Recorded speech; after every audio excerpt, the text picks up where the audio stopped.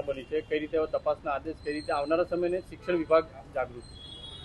શિક્ષણ વિભાગ અને અમારા જિલ્લા શિક્ષણ અધિકારીને સૂચના આપેલી જ છે. દરેક શાળાઓની અંદર આવા માનસિકતાથી ધરાવતા હોય અથવા તો તોફાન કરતા હોય તો એમને ચોક્કસ સમજાવટ સાથે વાલીઓ સાથેની મિટિંગ કરીને એને કરવું જોઈએ. આ રીતે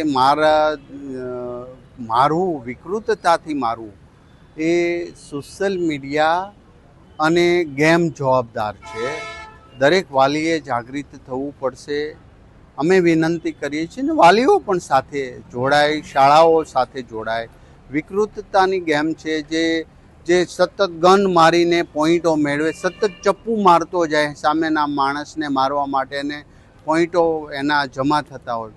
આનાથી સાયકોલોજી છે એ વિકૃતતા એના મગજની અંદર ભૂત સવાર થઈ જાય. એને ક્રાઇમ કરવું એટલે સામાન્ય. તો પ્રેમ, દયા અને કરુણાના પાઠો ઘરેથી અને શાળાઓથી શીખે. આ એક બનાવ બન્યો છે ને આપણે એક્શન લઈએ, સોલ્યુશન થઈ જાય એ હું નથી માનતો. દરેક લોકોએ આના પાછળ જાગૃત થવું પડશે ને ખાસ કરીને વાલીઓ ઘરે ધ્યાન રાખવું પડશે. શાળાઓમાં શિક્ષકો, એક શિક્ષકે શાળામાં ક્લાસમાં એની બાજ નજર હોવી જોઈએ કે કયો બાળકનું માનસિકતા મારામારી કરવા જેવું છે, વિકૃતતા તરફ જઈ રહ્યું, તો એને બોલાવી એનું સ્પેશિયલ ડ્રાઈવ કરીને એના વાલીઓ સાથે મળીને આવા સમજાવટ. કારણ કે બાળક આખી તો બાળક છે, સૌ નાની ઉંમરના બાળકો છે.